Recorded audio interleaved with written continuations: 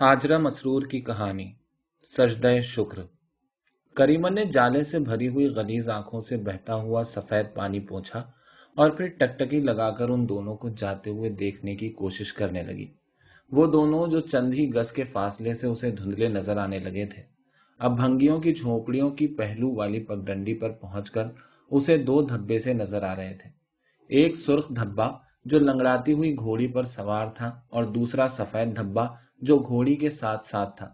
Ban करके रोने की आवाज अब उसके कानों में बहुत मधुर सी आ रही थी। अरे मोरी मैया, अरे दैया, जैसे कहीं करीब ही मच्छर गा रहे हों। फिर वो आवाज भी खत्म हो गई और चंद मिनट बाद वो धब्बे भी उसकी नजरों से गायब हो गए। मगर फिर भी उसकी घिनौनी आंखें उधर से न हटी। वो उसी तरह टकटकी लगाए रही। आंखों से सफेद गदला पानी बह बहकर चेहरे की चुन्नटदार जिल्द में अपने लिए मुंतखब रास्ते बनाता रहा और रुई भरे मैले कंटोप से मंढा हुआ सर कल के गुड्डे की तरह हिलता रहा। उसका पोपला मुंह आहिस्ता आहिस्ता इस तरह चल रहा था जैसे वो कोई चीज चबा रही हो, जिसकी वजह से झुर्रियों से भरी ठोड़ी और होठों पर लटकी हुई खटाई जैसी नाक एक दूसरे को छूने के लिए पैंतरे बदल बदल कर बढ़ती हुई मालूम होती थी। लेकिन वो तो बस टकटकी लगाए कुछ भी नहीं देख रही थी, मगर फिर भी देख रही थी। अरे माई, अल्लाह मियाँ का शुक्र कर और दुआ कर कि उसने लौंडिया को ठिकाने लगाया है तो राजी खुशी भी राखे। अब देखत का है माई। करीमन से जरा हटकर लहंगे फैलाए बैठी हुई भंगनों में से एक ने उससे कहा, और करीमन ने अपने जी में कहा, ठीक तो कहती है मदना की बहू। मगर उसकी नजर उधर से हटाए ना हटी। घर सूना लगन लगा। दूसरी भंगन ने एक आह भरकर कहा तो करीमन चौंक कर पीछे मुड़ी और छप्पर से लेकर कोठरी तक जैसे इस बात की सदाकत जांचने लगी। उसे ऐसा लगा जैसे इस घर में ऐसी आग लगकर अभी बुझी है जिसने एक एक शय प्यारी से प्यारी और बेकार से बेकार जलाकर खाक सियाह कर दी, और अब वो तने तन्हा सियाह खाक के उस ढेर के पास बैठी है। उसका दिल कुछ ऐसा होने लगा जैसे कोई उसे अंदर ही अंदर मजे ले लेकर मल रहा हो। उसके गले में एकदम मारे उलझन के उबकाइयां सी बढ़ने लगी। पर लड़की तो पराया धन होत है, एक बूढ़ी भंगन ने उठकर लहंगा झाड़ते हुए कहा और अपनी झोपड़ी की तरफ चल दी। करीमन के दिमाग ने उसकी बात की पुरजोर तायीद की। ये सच है, ये सच है। मगर दलदल में फंसी हुई गाड़ी जरा चलकर फिर एक धक्के से रुक गई। भंगने कब तक बैठी उसे तसल्ली देती रहती। उनकी झोपड़ियों से जरा हटकर कूड़े क्रिकेट के ऊंचे ऊंचे ढेरों में उनके नंग धड़ंग बच्चे, उनके पालतू सुअर और मुर्गियां अपनी अपनी ग़िज़ा तलाश करते हुए आपस में लड़ने लगे। सुअर अपनी सीमाबी दुमों को तेजी से हिला हिला कर चीखे, मुर्गियां कड़कड़ाईं और बच्चे चिल्ला चिल्ला कर रोने लगे। भंगने बैक वक्त भर्रा मारकर अपनी झोपड़ियों की तरफ भागी। उनके पैरों में गिलट की जांझें जोर जोर से बजने लगी। लहंगे फड़फड़ाए। वो सुअरों के साथ बच्चों को सड़ी सड़ी गालियां दे रही थी, मगर करीमन एकदम खाली उस जहन होकर फिर उसी तरफ देख रही थी जिधर जरा देर कबल उसकी पोती अपने शौहर के साथ रुखसत होकर चली गई थी। तमाम देहाती लड़कियों की तरह रोती चिल्लाती बैन करती। तमीजन, जो उसकी जिंदगी का तन्हा सहारा था, आखिरी उम्मीद थी, अकेली मोनिस। तमीजन को गले लगाकर रुखसत करने के लम्हे से लेकर इस लम्हे तक उसकी कैफियत ऐसी थी कि वो फैसला ही न कर सकती थी कि उसे रंज है या खुशी। वो अलाव के किनारे बैठी थी। तंबाकू का डब्बा खुला पड़ा था और चिलम औंधी। अलाव में कुंडे की आग पर राख की तहें चढ़ती जा रही थी और आसमान पर सफेद बादलों के पहाड़ तेज हवा में रेंगते फिर रहे थे, जिससे जनवरी की ठिठुरी हुई धूप बार बार बर्फ के मारे हुए साए में तब्दील हो जाती थी और दूर दूर तक गेहूं के हरे हरे खेत गोरी की सावनी चंदरिया की तरह लहरा कर एक ही तरफ झुकते चले जाते। लेकिन करीमन की बूढ़ी हड्डियों में जैसे अब सर्दी अपना असर कर ही न रही थी, क्योंकि ना तो उसे अलाव कुरेदने से दिलचस्पी थी और ना अपनी खद्दर की दोहर को अपने जिस्म के गिर्द लपेटने की फिक्र। मिनट मिनट पर तंबाकू पीने की ख्वाहिश भी जैसे मुर्दा हो चुकी थी। कितनी देर से तो उसने चिलम की तरफ नजर भी न उठाई थी, बस जैसे उस बूढ़ी जान ने बैठे ही बैठे चुपके से दम तोड़ देने की ठान ली हो। बस्ती के सरहदी ढाल पर बना हुआ करीमन का कच्चा घर। बस्ती से निकलने वाले अक्सर तो बिला इरादा ही ढाल पर लुढ़क जाते और रुकते जाकर करीमन के मैदान नुमा आंगन की इकलौती दीवार के सहारे। बरसों का पुराना सड़ा छप्पर कोठरी के आगे 3 कुबड़ी 2 शाखी लकड़ियों के सहारे झुका हुआ था, जिसके नीचे जाड़ों में लाव के अंदर झाकड़ और कुंडे सुलगते, गर्मियों में लू धूप से हारी नन्ही नन्ही चिड़ियां चू चू करती और बरसात में छप्पर के माथे पर बूंदियों की सैकड़ों लड़ियों वाला सहरा लहलहाता और उसके नीचे नन्ही नन्ही नदियां बहती रहती। हर वो शख्स जो बस्ती की तरफ से ढलकता उसे गर्मियों में प्यास लगाती, बरसात में साया चाहिए होता और जाड़ों में आग की गर्मी की चाह होती। यूं ही बगैर किसी खास वजह के करीमन, जो 70 साल से उसी घर में रहती थी, सभी की माई बन जाती। लेकिन वो गरीब माई अंदर ही अंदर चूल्हे पर चढ़े हुए पानी की तरह ऊँटने लगती और बार बार इस बेचैनी से पहलू बदलती जैसे भूबल पर बैठी हो। किसी को अपने आंगन में देखकर करीमन की ये कैफियत सिर्फ 3 साल से ऐसी होने लगती, वरना ये कोई नई बात न थी कि लोग उसके आंगन में जरा देर को रुक जाते। 70 साल पहले जब वो 11 साल की ठुमकती हुई बहू बनकर इस घर में आई थी और उसका दुहाजू मियाँ अपने कद से हाथ भर ऊंची लाठी लिए जमींदार से भी ज्यादा शान से ऐंठता फिरता था, तो भी बस्ती से आने वाले और बस्ती को जाने वाले उसकी लड़ाका सास से 2 बातें करने, पानी पीने या आग तापने को जरा देर ठहर ही जाते थे।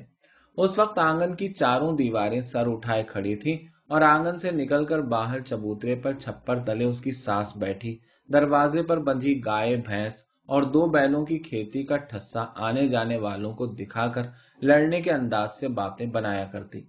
खुदा खुदा करके उसकी जान का रोग बुढ़िया सास मर गई और वो बड़े इंतजार और तमन्नाओं के बाद एक बेटे की मां भी बन गई।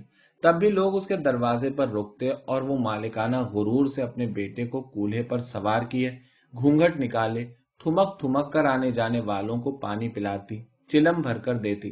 कोई मनचला उससे भावच का रिश्ता लगाकर किसी मुबहम से इशारे के साथ कोई मजाक कर देता, तो वो बड़ी फराख दिली से भैया भैया कहकर कहने वाले की ऐसी वैसी बात उसी के मुंह पर दे मारती। वो अक्सर घर के काम काज से निमट कर दरवाजे में खड़ी हो जाती और अपने निक बहने लाल को कूल्हे पर हिला हिलाकर बहलाने के लिए बकती। हाथी लाया, घोड़े लाया, हमरा लल्ला सब कुछ लाया। हालांकि उसका लल्ला हाथी घोड़े लाने के बजाय घर का नुकसान ही लाया था। उसकी दादी मर गई, एक बैल को सांप ने डस लिया, दूसरा लंगड़ा होकर कसाई के हाथों बिक गया, भैंस के 2 थन सड़ गए और उसका दूध सेरों कम हो गया, कई बीघा जमीन पुराने कर्जे के सिलसिले में बिक गई, बाप के हाथ पांव थकने लगे और गांव के नंबरदार से उसकी दुश्मनी चल निकली। गरज कुछ परेशानी ही परेशानी थी, मगर लोग उन दिनों भी उसकी अरमान भरी बातें सुनने को, चिलम के 2 कश लेने को जरा की जरा रुक ही जाते थे। इसके कई बरस बाद जब उसका बेटा इस लायक हो गया कि मां की ममता से उकता कर बेरियों, जामुनों और आमों के दरख्तों पर गिलहरियों की तरह चढ़ने के लिए घर से भाग सके, तो एक दिन नंबरदार की दुश्मनी ने फौजदारी की सूरत इख्तियार कर ली। उसका अधेड़ उम्र मियाँ अपने कद से हाथ भर ऊंची लाठी लिए नंबरदार के चेले चाटों को बिछाता हुआ खुद भी बिछ गया, हमेशा के लिए बिछ गया। थाने की हुकूमत का दरबार कई दिन तक उसके चबूतरे पर लगने के बाद लंबे लंबे नजराने वसूल करके खत्म हो गया, तो भी उसका दरवाजा जरा के जरा किसी न किसी को रुकते जरूर देखता। वही बेताल्लुकी के रंग में ताल्लुक, एक आदत सी, रोते रोते थक कर, फरियादें करते करते उकता कर। जब वो अपने घर और खेत की देखभाल में कुछ दिलचस्पी लेने लगी, तो उसका बेटा अपने बाप की मजबूत लाठी अपनी टांगों के दरमियान लिए, हाथ में नीम की लिजलिजी छड़ी पकड़े सारे आंगन में कूदता फिरता। चल रहे मेरे घोड़े, और सड़ासड़ छड़ी से लाठी की मरम्मत करता जाता। तब वो अपने छप्पर तले बैठी चरखा काटती या अनाज पीसती और बार बार प्यार भरी आंखों से बेटे को देख देख कर आने जाने वालों के सामने बेटे पर अपनी रही सही जवानी का जोग साधने का ऐलान करती, बेटे के लिए अरमान भरी बातें करती और फिर आप ही आप गुनगुना उठती। लोगों का आना जाना उस जमाने में भी बुरा न लगता। जब बैल की जोड़ी दुबली होती जा रही थी, खेत की मिट्टी अनाज उगलने के मामले में कंजूसी बरत रही थी और आंगन की एक दीवार गिरी थी, तो खैर एक आंधी बाहर का छप्पर भी ले उड़ी थी। मगर इसके बावजूद वो मुतमईन सी थी, क्योंकि बेटा जवान होता जा रहा था और वो बूढ़ी। उसके दिल की सहमी सहमी रेशमी ख्वाहिशें अब एक एक करके मरती जा रही थीं।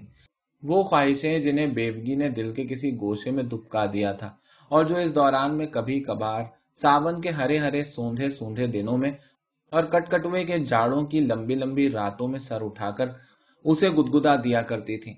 जवानी मर गई और उससे मुताल्लिक पहली जिंदगी का हर तसव्वुर ममता की जिम्मेदारियों के भंवर में पड़कर डूबता जा रहा था, खोता जा रहा था। और वो खुश थी। उसका बेटा जवान हो रहा था, माँ का कलेजा फख्र गुरूर से हाथ भर का हो रहा था। अब वो बस्ती वालों से कभी कभी किसी ना किसी बात पर लड़कर भी खुश होती और लोग उससे कुछ दुम दबाते थे। वो समझती कि जवान बेटा घर में हो तो बाहर के चार लोग घर वालों से दबते ही हैं। बेटा बाप की इस लाठी से जिसे वो घोड़ा बनाकर खेलता था, अब एक ऐसे सोंटे का काम ले रहा था जिससे वो सबको हंका सके। लाडले बेटे का शबाब महल में हो या झोपड़ी में, होता आंधी ही है। फर्क इतना है कि महल की आंधी दूसरों का नुकसान है और झोपड़ी की आंधी झोपड़ी ही की बर्बादी। उसका बेटा अपने कंधे पर लाठी धरे गांव की गलियों में अकड़ता बिरड़ता फिरता। तेरी मेरी बहू बेटियों को देखकर उसकी आंखों में वही मरस पैदा हो जाता जिससे इंसान जानबूझकर काना बनने की मशक करने लगता है। वो गांव के आवारा लड़कों के साथ ताड़ी पीकर इधर उधर की औरतों के घर कई कई दिन पड़ा रहता। फिर जब घर आता तो माँ पर वही लाठी लेकर खड़ा हो जाता। रुपए दे बुढ़िया, नहीं तो वो डंकारता।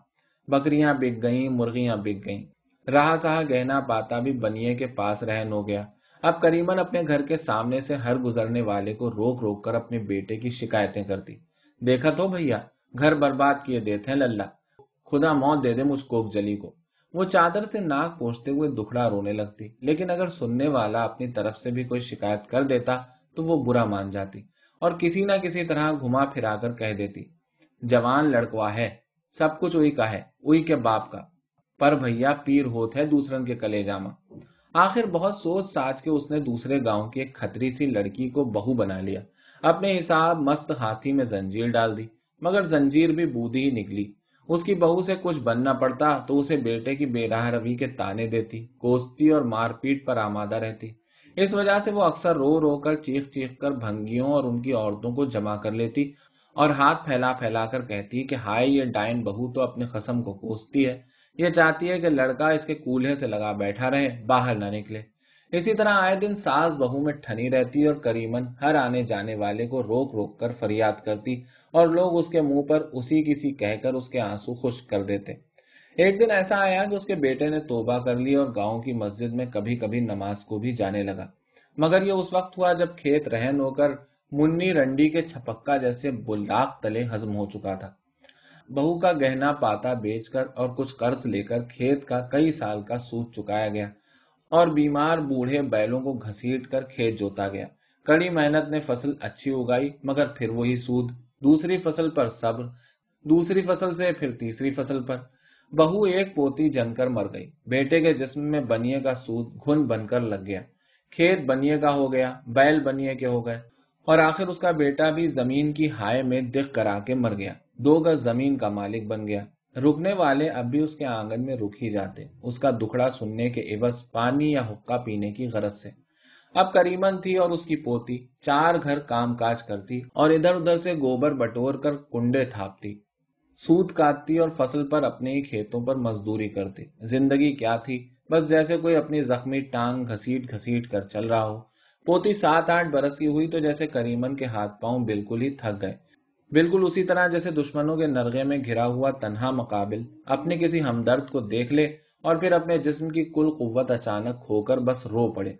उसके थके हारे जिस्म ने अपनी पोती तमीजन का सहारा लिया और वो नन्ही सी जान जल्दी ही कमाऊपूत बन गई। देखने वाले तारीफ करते कि देखो लड़की कैसी खिदमत कर रही है, और करीमन का सीना खुशी और फख्र से फूल जाता। वो अपनी पोती की तारीफ में जमीन आसमान के कुलाबे मिला देती। तमीजन तमाम तमाम दिन घर से बाहर रहकर कामकाज करती रहती और करीमन घर में पड़ी खांसती और तंबाकू पीती रहती, मुतमईन और या गुना आसूदा।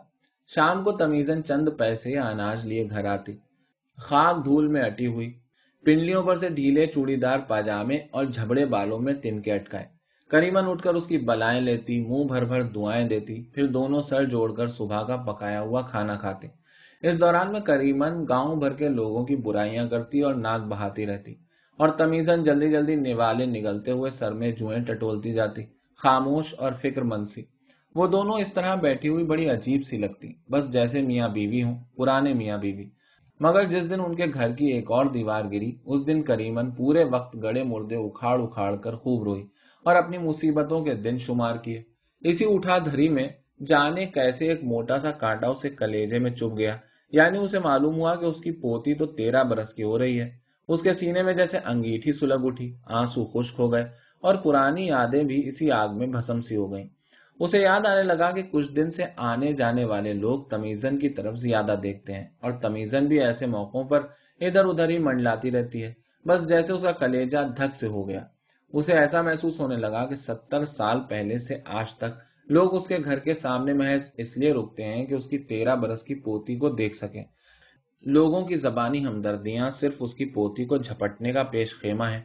उसे ऐसा लगा कि वो लोग जो कभी खांसते थूकते उसके दरवाजे आकर बैठ जाते थे और जिन्हें मरे हुए अब अरसा हो गया, वो सब के सब अपनी औलादों के कानों में फूंक गए हैं कि देखो, करीमन की पोती जवान हो गई। बस उसी दिन से करीमन के दिल में वो कांटा हर वक्त खटकने लगा। इन एहसासात ने उसके बूढ़े खुश्क दिमाग को जैसे जकड़ कर रख लिया। उसका जी चाहता कि वो तमीजन को दुनिया की नजरों से छुपाकर कहीं रख दे, बिल्कुल उन चांदी के छल्लों और चूड़ियों की तरह जिन्हें उसने हंडिया में बंद करके कोठरी के कोने में दफन कर दिया था। और फिर तमीजन को उस वक्त निकाले जब चांदी के छल्ले और चूड़ियां पहनाकर उसे उसके दूल्हा के साथ रुखसत करे। मगर ये कम वक्त पेट की आग भी तो बुरी चीज है। यही आग दुनिया भर की लानत रंडी को संवारती है। इसी आग में रोंगटे खड़े कर देने वाले डाकू पलते हैं और यही आग थी जो करीमन अपनी पोती की इज्जत आबरू खतरे में देखते हुए भी उसकी आंच सहार ना पाती। खानदान की इज्जत के ख्याल से भी ये आग नहीं बुझती, और बुझती है तो सिर्फ रोटी से। और रोटी कोई आसमान से बरसती है जो करीमन बटोर लेती। तमीजन खेतों पर मजदूरी करती रही, घरों में गुलामी करती रही, और करीमन गोशे आफियत से उठकर अपने हिसाब सूरज की चमक को अपनी चादर में लपेटती। तमीजन काम करती और वो उसके पीछे लगी फिरती। अरे तमीजन, सर पे ओढ़निया ले, हरामजादी का होश नहीं रहा था। वो उस लाठी को जमीन पर धमक कर कहती जिसे उसका शौहर हाथ में लेकर अपने खेतों में गरजता फिरता था। वही लाठी जिसने नंबरदार के चेले चाटों को जमीन पर बिछा दिया था। वो लाठी जिसे उसके बेटे ने घोड़ा बनाया था, जिसे वो दूसरों की बहू बेटियों और अपनी मां पर रोब डालने की गरज से कंधे पर रखकर अकड़ता फिरता था। वो लाठी जो उसके बेटे और बनिए के दरमियान सूद का लामुतनाही तार मुनकता करने में बेकार साबित हुई थी। वही लाठी अब उसके हाथों में थी, जो अब आधी से ज्यादा टूट चुकी थी और जिससे अब वो अपनी सूखी सहमी ठिठुरी हुई पोती की इज्जत आबरू पर पहरा दे रही थी। हट बुढ़िया, दूसरे मजदूर करीमन की लब झप से झल्ला जाते और बाज तो उसे धक्का देने से भी ना चूकते। अरे लल्ला, अरे भैया, करीमन मार खाती हुई कुतिया की तरह खुशामद से दुम हिलाती, ऐसी जगह जाकर बैठती जहां से वो तमीजन की नकलो हरकत को बखूबी देख सकती। वो डांटने फिटकारने वालों से गिघियाने पर खुद को शर्मिंदा पाती। मगर इसे क्या किया जाए कि जवान लड़की घर में हो तो वक्त बेवक्त 4 लोगों से दबना ही पड़ता है।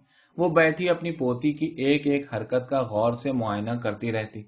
मारे फिक्र के उसका मुंह इस तरह चलता रहता जैसे कुछ चबा रही हो। आंखों और नाक से पानी बहने लगता और बैठे बैठे कमर दुखने लगती। लेकिन वो जिद्दी बच्चों की तरह अड़ी ही रहती।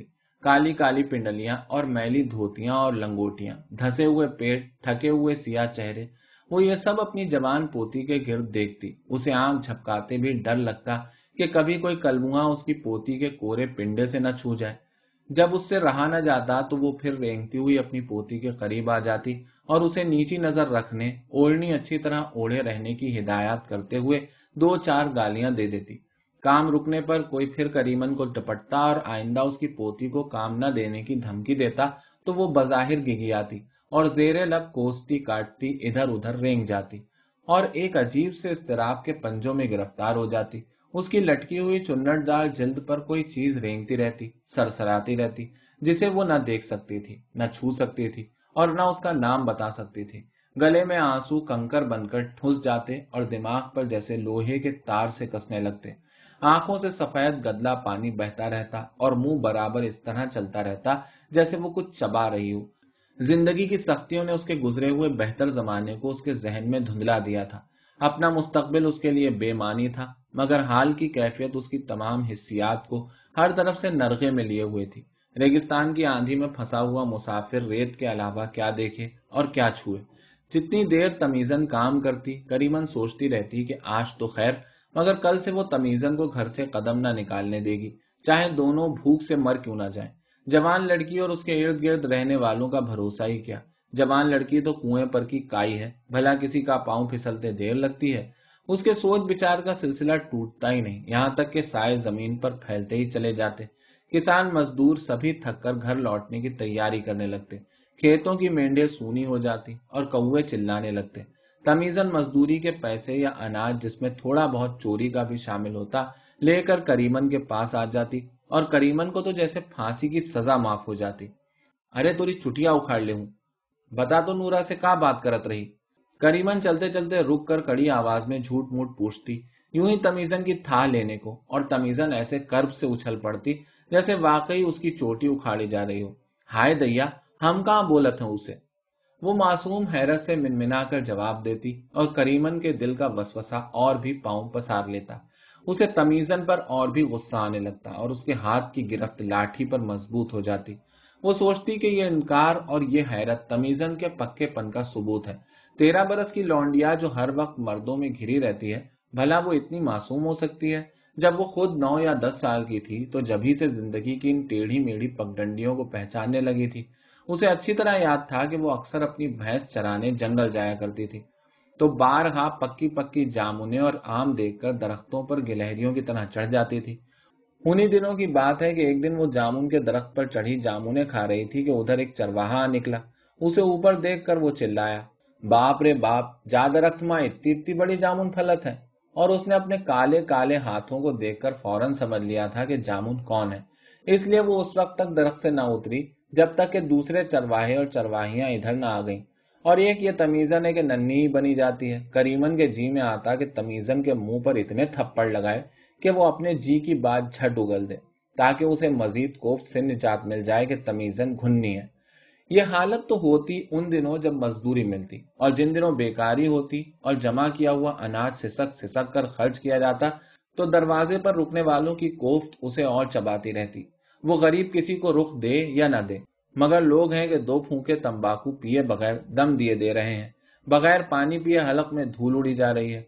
माई 2 घूंट पानी दे, माई 2 फूंक तंबाकू पिला दे, और माई बेचारी अंदर ही अंदर उबलती रहती। तमीजन को कोठरी में बिठाए रखती और खुद आंगन या छप्पर में बैठी किले की फसील का काम देती। अपनी आंखों से बिसात भर काम लेती, हर एक की आंखों पर नजर रखती कि कहीं कोई उसकी पोती को निगाहों की सिलफ्टी के जरिए कोई पैगाम न दे दे। ये तो खैर था ही, मगर जो अजनबी भी अपने रास्ते जाता होता तो करीमन खटक जाती, बिखर जाती और मुंह ही मुंह में कोसने काटने लगती।